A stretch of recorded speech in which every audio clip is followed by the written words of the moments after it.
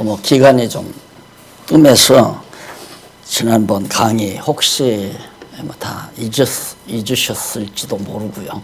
감감하실 겁니다. 한번 내용을 이어가기 위해서 히브리서 지금 우리가 공부하잖아요.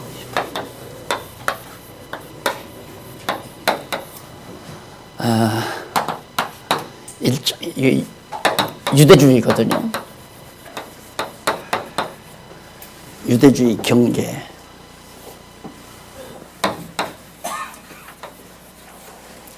일장에서 6장까지 1장에서 6장까지가 신분상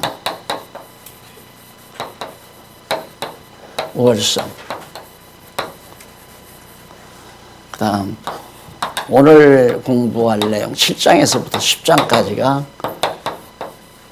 사역상 우월성. 그 다음 11장부터 13장, 오늘 여기 13장까지 오늘 공부 다 할 겁니다. 사역상, 그 다음 여기는 신앙상. 네. 아주 논리적이죠. 히브리서 유대주의를 경계해야 되는데 왜 경계해야 하느냐? 예수의 신분상, 예수님의 신분상이 우월하다. 그 우월한 데는 천사보다, 그 다음 모세보다, 그 다음 아론보다. 구약의 유대주의자들은 천사를 정말 아주 귀하게 생각하고 또 모세도 그렇고 아론도 그렇고 이들을 이제 숭상하다시피 하니까 히브리서 기자는 예수의 신분에 비하면 천사나 모세나 아론은 아무것도 아니다. 그림자일 뿐이다. 그래서 예수가 신분상으로 우월하기 때문에 유대주의자들이 내세우는 천사나 모세나 아론은 아무것도 아니다. 그것을 지금 강조해 주려는 것이 1장에서 6장까지 지난번 공부한 내용입니다. 오늘 공부할 내용은 사역상, 이제 예수님께서 하시는 사역상 매우 우월하다. 어떤 사역이냐? 그 사역은 제사 사역, 제사 드리는 사역. 그 다음 이제 성막 사역. 그 다음 성막 다음에 제물.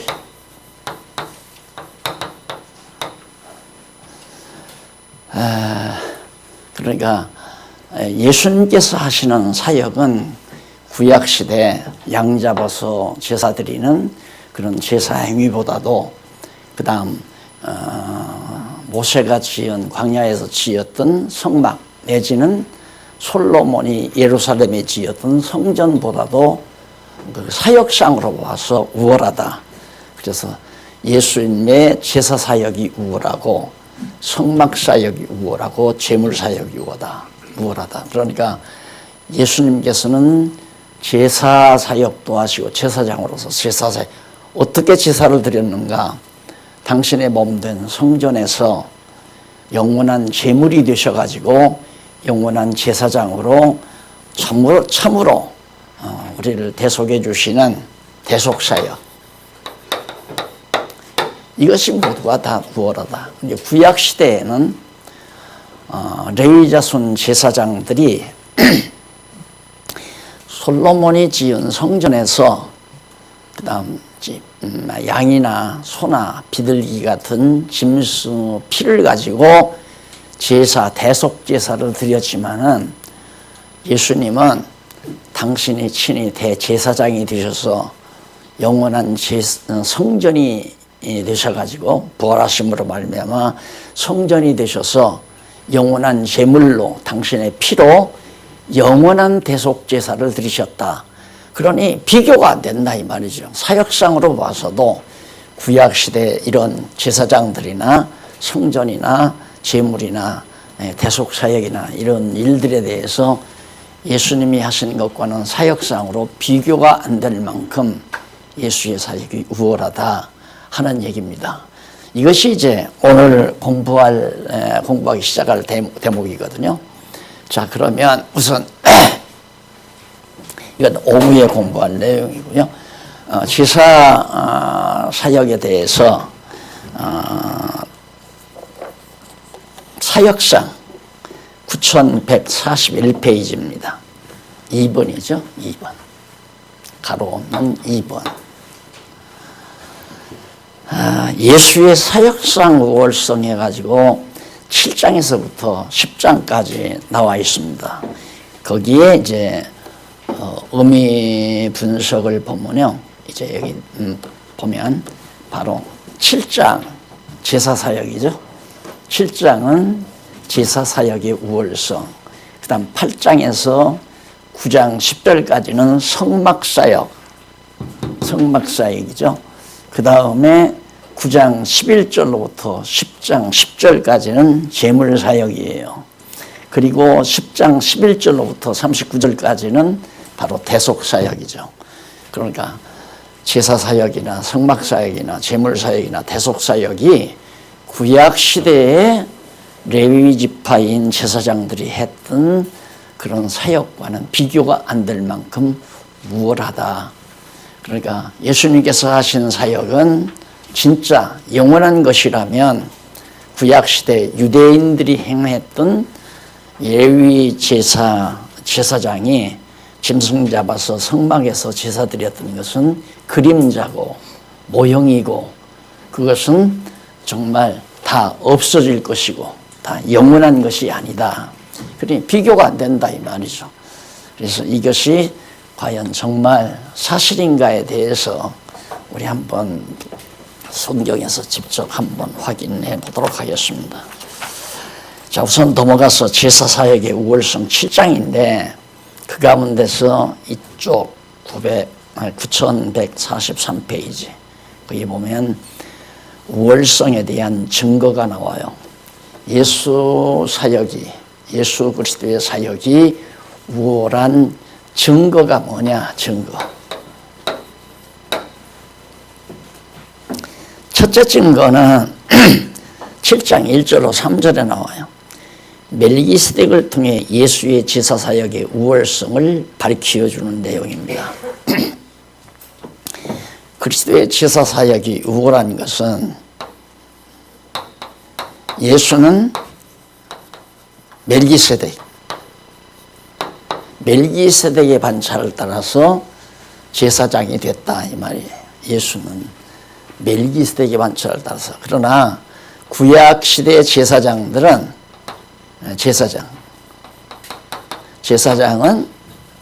레위 지파, 레위 자손, 멜기세덱의 반차가 아니라 레위 자손의 반차를 따라서 제사장이 됐다. 이건 사람이고요, 인간이고요. 이것은 인간이 아니죠. 멜기세덱은 하늘의 제사장이라고 그랬어요. 그렇게 신령한 제사장의 반차를 따라 예수님은 제사장이 됐고, 그 다음 구약시대 제사장들은 레위 반차, 야곱의 셋째 아들인 레위 자손의 반차를 따라서 제사장이 된 자다. 그러니까 그 반차, 그 제사장의 반차만 보아도 비교가 안 될 만큼 이건 하나의 모형이고 그림자고 이건 인간이고 이건 신령한 제사장이고 하늘의 제사장이고 그래서 그 반차를 따라서 예수가 제사장이 됐기 때문에 그래서 우월하다 그 증거를 대는 것이 바로 1절로 3절에 나와요. 거기 멜기세덱은 살렘 왕이여 지극히 높으신 하나님의 제사장이라 여러 임금을 쳐서 죽이고 돌아오는 아브라함을 만나 복을 빈 자라. 아브라함이 일체 10분의 1을 그에게 나누어 주니라. 그 이름을 번역한즉 첫째 의의 왕이요 살렘 왕이요 평강의 왕이요 아비도 없고 어미도 없고 족보도 없고 시작하는 날도 없고 생명의 끝도 없어 하나님 아들과 방불하여 항상 제사장으로 있느니라. 그러니까 하늘의 제사장, 나한 날도 없고 인간이 아니라 멜기세덱은. 그런데 이 멜기세덱에게 아브라함이 축복을 받은 다음 거기 나오잖아요. 10분의 1을 그에게 나눠주니라 그랬어요. 그러니까 멜기세덱이 도리어 아브라함이 레위 자손의 할아버지죠. 레위가 야곱이니까 야곱이 아버지고 증조 할아버지. 그러니까 증조 할아버지가 멜기세덱에게 11조를 드렸다.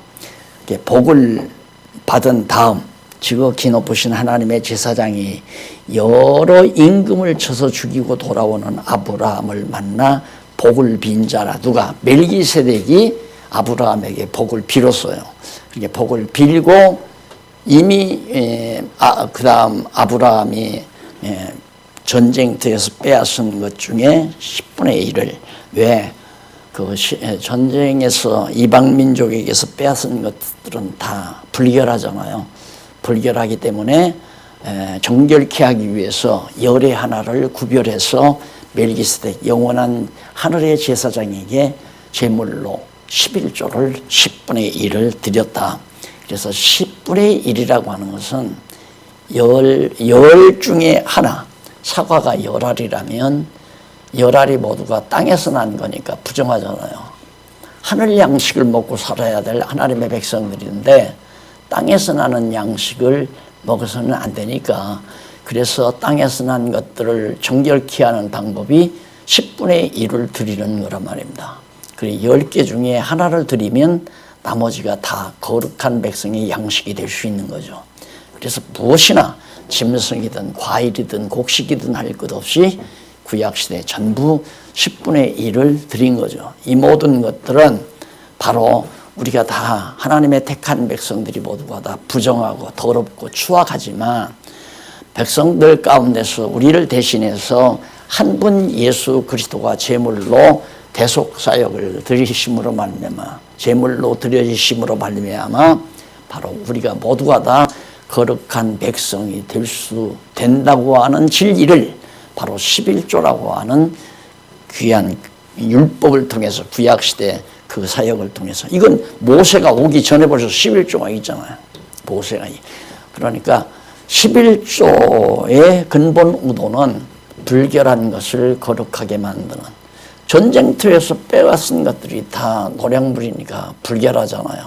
그 불결한 것을, 불결한 것 중에 열의 하나를 멜기세덱에게 아브라함이가 다 드렸다 하는 내용입니다. 따라서 이렇게 사역상, 예수 그리스도의 사역상 구약시대 유대주의자들의 사역과 비교가 되지 않을 만큼 우월한 증거는 바로 예수는 멜기세덱이 반차고 제사장, 레위 제사장들은 인간 반차, 사람의 반차에서 왔기 때문이다 라고 하는 것을 하나 증거되고 있습니다. 또 하나의 증거는 7장 4절로부터 10절에 나와요. 9146페이지. 멜기세덱이 아브라함과 레위보다 높은 것에 대해서 밝혀줍니다. 거듭 얘기하면 이 멜기세덱이 누구보다 아브라함과 레위 자손, 이 이건 레위 자손은 아브라함 자손은 아브라함 후손 아니에요. 아브라함의 후손인데 아브라함이 이삭을 낳고 이삭이 야곱을 낳고 야곱이 레위를 셋째 아들로 낳은 거란 말입니다. 그러니까 멜기세덱과 아브라함과 높은, 멜기세덱이 아브라함보다 훨씬 더 아브라함과 레위보다 높다. 그 증거가 뭐냐면 이 사람은 어떻게 높은 것을 생각하라. 그러니까 멜기세덱이 얼마나 높은가. 조상 아브라함이 노량물 중, 이방 전쟁에서 빼앗은 노량물 중 좋은 것으로 10분의 1을 저에게 주었느니라. 레위의 아들들 가운데 제사장 직분을 받은 자들이 율법을 쫓아 아브라함에서 허리에서 난 자라도 자기 형제인 백성에게서 10분의 1을 취하는 자라. 간단해. 레위는 자기 형제들에게서 10분의 1을 취했다 이거죠. 레위 지파를 빼고 11지파 아니에요. 11지파 자손으로서 자기 형제들에게서 10분의 1을 취했지만은 멜기세덱은 10분의 1을 어디서 받았냐면 레위의 증조 할아버지인 아브라함으로부터 11조를 받은 사람이다. 그러니까 비교가 안 되지 않느냐. 너희들은 레위는 형제들에게서 받은 거고 멜기세덱은 바로 레위 자손이 아브라함의 허리에, 아브라함의 후손이니까 다 아브라함의 신장 안에다 허리라고 하는 말은 아브라함에게로부터 DNA를 받아서 다 출생하는 거 아니겠어요? 그래서 아브라함의 허리에 다 있었던 그들인데 사실은 따지고 보면 레위도 아브라함의 허리에서 아브라함이 멜기세덱에게 11조를 드릴 때 레위도 드렸다고 함께 드렸다고 볼 수 있지 않느냐 그 말이에요. 따라서 멜기세덱과 레위는 비교가 되지 않을 만큼 우월하다. 그것을 지금 증거해 주는 대목이 제가 읽었던 말씀이에요. 그리고 이제 거기 6절에 보면 레위 족보에 들지 아니한 멜기세덱은 물론 멜기세덱은 레위 족보에 안 들었죠. 영원한 제사장이니까 들지 아니한 멜기세덱은 아브라함에게 10분의 1을 취하고 그 얻은 자를 위하여 복을 빌었나니 패에 일어나고 낮은 자가 높은 자에게 복을 받느니라. 또 여기는 죽을 자들이 10분의 1을 받으나 저기는 산다고 증거를 얻은 자가 받았느니라. 레위는 11조를 받아도 죽었잖아요. 이 땅에 이미 죽었단 말입니다. 그런데 멜기세덱은 안 죽는 자예요. 난 날도 없고 죽은 날도 없고 영원한 존재라. 하늘의 제사장이라고 그랬잖아요. 그러니까 하늘의 제사장에게 이 혈통을 따랐다. 이 계통을 따라서 예수가 제사장이 됐기 때문에 제사 사역 자체가 비교가 되지 않을 만큼 우월하다. 그 증거를 지금 히브리서 기자가 여기서 증거해 주고 있는 겁니다.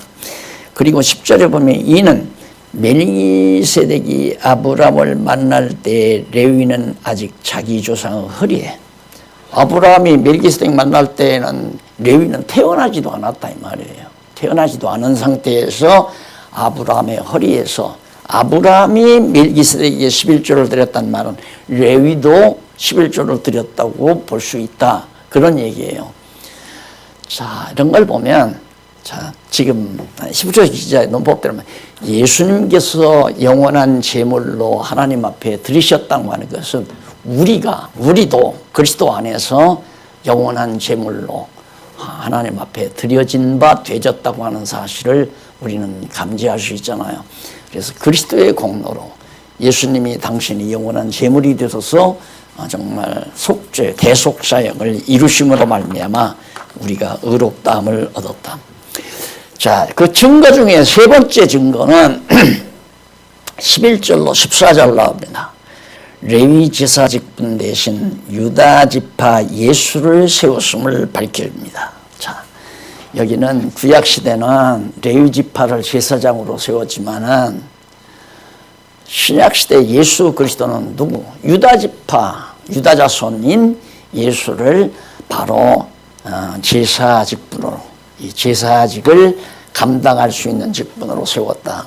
그렇기 때문에 바로 비교가 안 된다. 우월하다. 우월한 증거가, 세 번째 증거가 바로 지금 레위 제사 직분 대신 유다 지파에서 예수를 세웠음을 밝혀주는 내용. 그건 뭐 다 아시는 게 레위 계통 제사 직분으로 말미암아 온전함을 얻을 수 있었으면 못 얻는다 이 말이에요. 쉽게 말하면 만약에 레위 지파를 통해서 제사 직분이 온전케 되어지는 것을 우리가 얻을 수 있었다면 백성이 그 아래서 율법을 받았으니 어찌하여 아론의 반차를 쫓지 않고 멜기세덱의 반차를 쫓는 다른 한 제사장을 세울 필요가 있느냐. 레위 지파 자손의 제사장을 통해서 정말 백성이 죄를 용서함 받고 백성이 거룩하게 되진다면 하나님께서 다른 지파 제사장을 세울 필요가 없잖아요. 그러니까 이것은 온전치 못하니까 모형이고 그림자이기 때문에 그래서 유다 지파인 예수를 세워서 멜기세덱의 반차를 따라 제사장을 세우게 된 것이다. 그러므로 바로 사역상, 예수의 사역상 구약의 유대인들의 레위 자손의 사역보다 훨씬 우월하다. 세 번째 증거를 정확하게 되잖아요. 그러니까 불완전했지만 레위 자손은 불완전하지만 예수가 드린 제사 사역은 완전하다. 그런 얘기죠. 다음 제사 직분이 변혁한즉 제사 직분이 바뀌었잖아요. 변혁했으니까 율법도 반드시 변혁하니 바뀐다. 이것은 한 사람도 제단 일을 받들지 않는 지파에 속한 자를 가리켜 말한 것이니라. 완전히. 그러니까 레위 지파에서 제사장이 나오게 되어 있는데 한 사람도 제사장이 나오지 아니하는 유다 지파인 예수가 제사직을 감당하게 됐다. 바뀌었다 이 말이에요. 변혁됐다 완전히. 그러면서 14절 우리 주께서 유다로 쫓아 나신 것이 분명하다. 예수 그리스도께서 유다 지파에서 나신 것이 분명하다. 그러니까 완전히 바뀌었잖아요. 레위 지파에서 예수님이 제사장으로 난 게 아니라 유다 지파에서 났다. 이 지파에는 모세가 제사장들에게 관하여 말한 것이 하나도 없다. 모세가 유다 지파에서 제사장 나온다는 말은 절대 모세가 한 일이 없어요. 다만 야곱이 이제 죽을 때 유다 지파에게 내게서는 왕의 올이 떠나지 아니한다. 그래서 왕이 날 것은 얘기했지만은 모세가 유다 지파에서 제사장이 난다는 말은 하지 않았다. 그래서 바로 복음 시대, 즉 예수 그리스도 시대에 바로 신분상으로만 천사보다 모세보다 아론보다 신분만 우월한 게 아니라 예수님께서 하시는 사역 자체도 제사 사역이나 성막, 제물, 대속 사역 자체가 비교가 안 될 만큼 우월하다. 그래서 예수 그리스도가 여기는 한 번으로 끝냈지만 여기는 한 번으로 끝낸단 말이에요. 영원한 제사니까. 그런데 구약 시대는 레위 자손은 매일같이 제사해. 매일같이. 대제사도 1년에 한 번씩 해야 되고 매일같이. 우리가 이런 얘기를 들으면 우리 한국 교회는 그냥 매주일마다 제사 드리잖아요. 매주일마다. 이게 답답한 거죠. 말도 이게 아닌 건데. 그래서 정말 예수 그리스도가 영원한 제사 단 한 번으로 드렸는데 이게 사역상으로 비교가 되느냐 안 되는 거지. 그 다음 우월함에 대한 결과입니다. 자, 그러면 이렇게 사역상 우월하다면 그 결과는 어떻게 맺으니까 증거는 이제 여기 이제 세 가지로 정리가 됐고요. 우월한 결과는 첫째 어떤 결과가 맺어졌느냐 하면 7장 15절로 19절에 보면 율법이 아닌 더 좋은 소망이 생겨 하나님께 나아감을 밝혀주는 내용입니다. 자, 그냥 여기 본문 읽으면 멜기세덱과 같은 별다른 한 제사장이 일어난 것을 보니 더욱 분명하도다. 그는 육체에 상관된 계명의 법을 쫓지 아니하고 율법을 쫓아서 된 것이 아니라 오직 무궁한 생명의 능력을 쫓아 하나님의 능력을 쫓아 제사장이 됐다 이거죠. 17절 증거하기를 네가 영원히 멜기세덱의 반차를 쫓는 제사장이라 하였도다. 예수 그리스도는 영원한 제사장이라. 영원한 제사장. 그래서 결국 하였도다. 전옛 계명이 연약하여 무익함으로 폐하고 전옛 계명, 그러니까 유대주의자들, 유대인들이 자꾸 내세우는 이런 잘못된 제사 성막 제물 이런 잘못된 것들은 다 폐해버리고 다 무익하니까 폐해버리고 율법은 아무것도 온전케 못할지 율법으로는 유대인들이 주장하는 율법에 의해서는 아무것도 온전케 안 되어진다. 될 수가 없다. 그래서 이에 더 좋은 소망이 생기니 이것으로 우리가 하나님께 가까이 가느니라.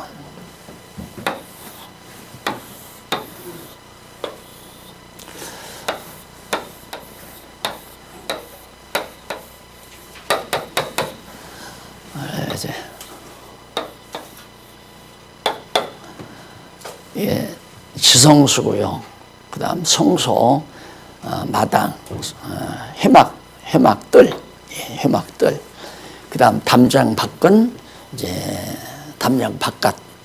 그래서 이 바깥에는 이방인이라고 그랬죠. 이방인은 여기는 이방인들이, 여기는 백성들이, 여기는 제사장들이, 여기는 대제사장이에요. 지성소는. 그런데 예수님께서 십자가에 못 박혀 죽으시면서 운명하실 때 휘장이 찢어졌어요. 휘장이 하늘에서 땅으로 쫙 휘장이 완전히 터져버렸다 이 말. 그리고 담장이 흘려요. 그래서 우리 이방인들도 그리스도의 공로로 말미암아 예수 그리스도께서 십자가에 못 박혀 참 영원한 제사장으로서 또 온전한 성막으로서 성전으로서 온전한 제물로서 당신의 피 제물로서 영원한 대속 제사를 드렸기 때문에 이제는 우리 이방인들도 직접 하나님께 나아가는 길이 열렸다. 아무도 통하지 않고 제사 드릴 필요도 없이 이제는 우리 이방인과 유대 이스라엘 백성이 하나 돼서 모두가 다 하나님께 직접 나아갈 수 있는 그리스도가 지성소에 들어가셔서 당신의 피로 그래서 예수님이 죽으신 것은 이 번제단에서 죽으신 거고요. 승천하신 것은 하나님 보좌 우편으로 지성소에 들어가신 거고요. 그래서 영원한 제사를 드리셨다. 그게 죽으심과 승천하심을 통하여 온전한 대속 제사를 드리셨다. 이제 그런 쪽으로 논리가 바로 이 부분의 논리가 7장에서 10장까지의 논리가 쭉 이어져 갑니다. 자, 그러면 그 다음에 두 번째 결과는 하나님께 직접 나가는 결과가 생긴 거예요. 아니라면 이렇게 사역상 예수님의 제사 사역이 우월하지 않다면 우리는 제사 드릴 자격이 없어요. 또 서령 드린다 하더라도 양 잡아서 소 잡아서 비둘기 잡아서 드려야 돼요. 제사장에게 가서. 그럼 어디로 가야 하냐? 예루살렘으로 우리가 가야 돼요. 왜? 예루살렘에 성전이 거기 하나밖에 없으니까. 성전은 이 세상에 한 곳에 있는 것이지 여기저기 있는 게 아니에요. 그래서 내가 좀 답답하니까 어떤 때는 제가 막 푸념하듯이 얘기를 해서 목사님들의 마음에 상처를 주는 경우도 있고 그런데 이런 건물을 여기저기 집에서 다 성전이라고 그러니까 어떻게 그거에 성전이 되느냐 이 말이에요. 안 그래요? 성전은 예루살렘에 딱 한 군데 하나님께서 딱 설계해 준 대로 이렇게 지어요. 이렇게 제단해서 여기 짐승 잡고 여기 물두멍 그 다음 여기는 떡상 등대 향단 그 다음 법궤 만들어 황금으로 법궤 만들어 이렇게 해놓고 예루살렘 성전이 바로 솔로몬이 이렇게 지어놨잖아요. 여기 가서 제사를 드려야 돼요. 그런데 이거 다 아니다 이거예요. 다 끝났다. 이게 바로 이 부분이에요. 예수 그리스도 한 분이 완전히 다 끝내셨다. 이게 다시 제사할 필요가 없는 거죠. 성전도 필요가 없는 거고 제물도 필요가 없는 거고 제사장도 필요가 없는 거고. 그러나 점점 종교개혁 이후에 어떻게 이게 자꾸 변모돼가지고 로만 캐토릭의 미사 제도나 비스무리하게 지금 나간단 말입니다. 로만 캐토릭은 신부들 들어 사제라고 그러잖아요. 사제. 제사장이라는 얘기입니다. 제사장. 그러다 보니까 우리 개신교도 이제는 은근슬쩍, 물론 정상적으로 신학을 제대로 하신 목사님들이야 그렇게 안 하지만은, 그렇지 않은 분들은 목사가 제사장으로 착각한단 말입니다. 목사가 제사장이고 이게 지어놓은 건물은 성전이고, 그리고 이제 성도들이 가져오는 연보는 그건 재물이고, 이렇게 은근히 그게 다 누가 가르쳐 놓은 거냐면 부흥산 양반들이 이제 그렇게 다 자꾸 얘기하다 보니까 그게 보편화되어 버려가지고 그런 줄로 알고 신앙생활하고 있는 거죠. 그래서 이런 것들이 다 성경대로 바로 잡아져야 된다. 그래서 그냥 교회당, 성전이라고 하지 말고 교회당, 목사님은 성경 가르치는 교사죠. 그래? 성경을 가르치는 일이 목사가 하는 일이니까. 그리고 연보는 그리스도께서 부여하신 그리스도가 낮아짐으로, 이 땅의 낮아짐으로 말미암아 가난한 우리를 부욕해 하시려고 하신 그 원리가 바로 연보의 원리예요. 그러니까 그리스도의 지체로 우리가 살아가다가 보면 연보 생활을 하는 거죠. 약한 자를 위해서, 어려운 자들에게 내가 버릴 연자네요. 내가 내 부요함을 버려서 그리스도가 낮고 천한 인간 따위에 오듯이 우리도 그리스도의 지체로서 가난한 자들을 위해서, 힘없는 자들을 위해서 버려서 그들을 부욕해 만드는 작업, 이게 이제 연보 생활이라는 말입니다. 그러기 위해서 돈도 내는 거고, 그러기 위해서 우리의 지혜도 쌓는 거고, 그러기 위해서 땀 흘리고 그러는 거 아니에요. 예를 들어서 지금 그저께 우리 한 목사님 대만에 다녀오셨다는데, 내가 그 얘기 듣고 한 20일 갔다 오셨다고 그래서 깜짝 놀랐어요. 아니 지금 상당히 어려우실 텐데 또 어느 교회에서 협력을 했나, 가서 20일 동안 치료하면서 선교하려면 돈이 많이 들어간대. 그게 하나님께서 어쨌든 목사님의 마음을 뜨겁게 만들어서 그냥 있을 수 없으니까 이 부요한 양식을 굶주리는 영혼들에게 주고 싶은 뜨거운 열정 때문에 그 열정에 누군가 협력하니까 어쨌든 경비를 들여서 20일 동안 와서 복음을 전거하고 오잖아요. 이게 이제 연보생활이란 말입니다. 그런 것들이. 그런 것이 연보생활이다. 그걸 재물로 생각하면 안 된다면, 재물이라는 건 근본적으로 우리가 산재물로 드려지는 거예요. 내 자신이, 우리들의 이 교회 몸이 하나님 앞에 살아있는 재물로 완전히 드려지는. 그래서 주의 복음을 위해서 살아가는 삶 자체가 하나님 앞에 드려지는 영원한 재물 역할로서, 그리스도의 지체로서 지성소에 가 있는 예수님처럼 우리들도 그리스도의 지체로서 하나님 앞에 직접 나아가는 이런 생활 자체가 바로 연보 생활이다라고 생각을 하시면 틀림이 없습니다. 그 다음 이제 두 번째 결과는 어떤 결과가 나오느냐 하면 20절로 25절, 더 좋은 언약의 보증 결과로, 더 좋은 언약의 보증의 결과로 구원을 얻음에 대해 밝혀줍니다. 자, 거기 보면 또 예수께서 제사장 된 것은 맹세 없이 된 것이 아니니 저희는 맹세 없이 제사장이 되었으되 오직 예수는 자기에게 말씀하신 자로 말미암아 맹세로 되신 것이라. 주께서 맹세하시고 뉘우치지 아니하시리니 네가 영원한 제사장이 되리라 하셨도다. 이와 같이 예수는 더 좋은 언약의, 새 언약이죠, 언약의 보증이 되셨느니라. 저희 제사장 된 자의 수요가 많은 것은 죽음을 인하여 항상 잊지 못함이로되 예수는 영원히 계심으로 그 제사장 직분도 갈리지 아니하니 그러므로 자기를 힘입어 하나님께 나아가는 자들은 온전히 구원하실 수 있으니 이는 그가 항상 살아서 저희를 위하여 간구하심이니라.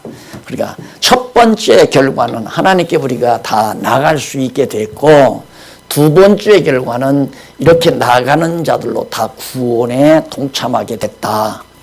그래서 레위 사람들은 제사장의 수가 많은 이유는 죽으니까 또 해야 되고 그래서 제사장의 수가 많지만, 예수 그리스도는 부활 승천하서 다시는 죽지 않잖아요. 영원한 제사장이기 때문에 다시는 죽지 않기 때문에 한 분 맹세로 된 제사장으로서 완벽한, 그러므로 당연히 우월하죠. 제사 사역이 우월할 수밖에 없잖아요. 그 다음에 넘어가서 우월한 결과는 두 가지입니다. 그 다음 넘어가서 성막 사역의 우월성. 지금까지는 제사 사역이었어요. 제사 사역의 우월성. 그 다음에 이제 성막 사역. 성막이란 성전이란 얘기예요. 예루살렘 성전. 성막은 모세 시대에 광야에서 만든 것이 성막이고요. 그 다음 다윗 왕 때까지는 이 성막이 그냥 있었지만은 솔로몬 때에 백향목으로 지은 성전 시대로 이제 바뀌어져 가는 거죠. 그러니까 성막은 성전과 같은 맥락에서 이해하시면 됩니다. 우월한 것에 대한 증거가 나와요.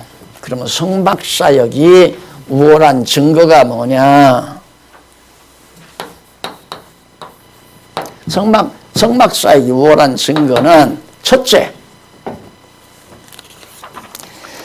8장 1절로 3절에 보면 참된 거룩한 장막에서 봉사하는 대제사장에 대해서 밝혀줍니다. 거기 나오잖아요. 이제 하는 말의 중요한 것은, 지금 말이 굉장히 중요하다 이거예요. 중요한 것은 이러한 대제사장이 우리에게 있는 것이라. 우리들에게 뭐가 있다? 여기 들어가서 대제사장이 드리는 이 제사. 우리는 왕 같은 제사장이라고 그러죠. 우리는 모두가 다 왕 같은, 우리는 다 제사장이에요. 그러니까 여기까지 다 들어갈 수 있는 거죠. 이제 구약 시대로 말하면. 그런데 십자가의 운명하심이 이게 찢어져 버렸기 때문에 이제는 제사장이 더 할 일이 없어요. 대제사장이 여기서 제사를 드리니까. 그러니까 예수님께서 이제 대제사장의 역할을 감당하심으로 말미암아 어떤 결과가 나냐면 성소와 참 장막에 부리는 자라. 이 장막은 주께서 베푸신 것이요 사람이 한 것이 아니니라. 자, 솔로몬의 성전은 솔로몬과 두로 사람과 모든 건축가들이 다 사람의 손으로 지은 거지만, 그래서 사도 바울이 아덴에서 설교할 때 사람의 손으로 지은 전에 계시지 않는다. 하나님은 너희들을 보니까 참 종교성이 많은데 너희들이 알지 못하는 신에게라고 하고 성전 신전을 지어놓고 그러는데 내가 알게 하겠다 그러면서, 내가 알게 하는 신은 사람의 손으로 지은 전에 계시지 않는다. 그래서 절대 이런 거 지어놓고 여기가 거룩한 곳이다. 성단, 성구, 성전, 이건 다 우상적인 용어입니다. 우상적인 용어. 그냥 하나의 그냥 교실이에요. 강단. 요거 이제 중강당이라고 그러죠. 중강당. 이제 소강당은 저 바깥에 있고, 대강당은 이제 저쪽 건물에 대강당이 있고, 그리고 각 이제 분반해서 공부하는 조그만식한 교실들이 있고요. 그러니까 그런 거지, 무슨 이 성전 지어놓고 가장 이 성단이라고 그러잖아요. 거룩한 성단이라고. 이게 참 모두가 신학적으로 가다듬어지지 아니한 상태에서, 그래서 난 목사님들이 공부를 하시는 걸 보면서 하여튼 나보다는 젊으시니까 나 죽은 후에라도 하나님께서 목사님들을 통하여 잘못된 용어들, 잘못된 교회 모습들을 다만 한 구석이라도 고쳐 나가시려는 뜻이 계시구나, 이 생각 때문에 그냥 어떻게든지 정말 힘이 미치는 데까지는 다 깔끔하게 목사님들에게 전수해 주고 싶은 열정이 있는 거죠. 예, 책을 쓰는 것도 바로 그런 거고요. 책을 써야 정확하게 전달이 되니까. 그래서 이게 한두 가지가 틀린 게 아니잖아요. 우리 현실 교회가 한두 가지가 틀린 게 아니에요. 용어에서부터 모든 의식, 절차, 행정 모두가 다 완전히 다 뒤바뀌어져 버렸기 때문에 이걸 어디서부터 어떻게 고쳐나가야 될 것인가는 나도 엄두가 안 나요.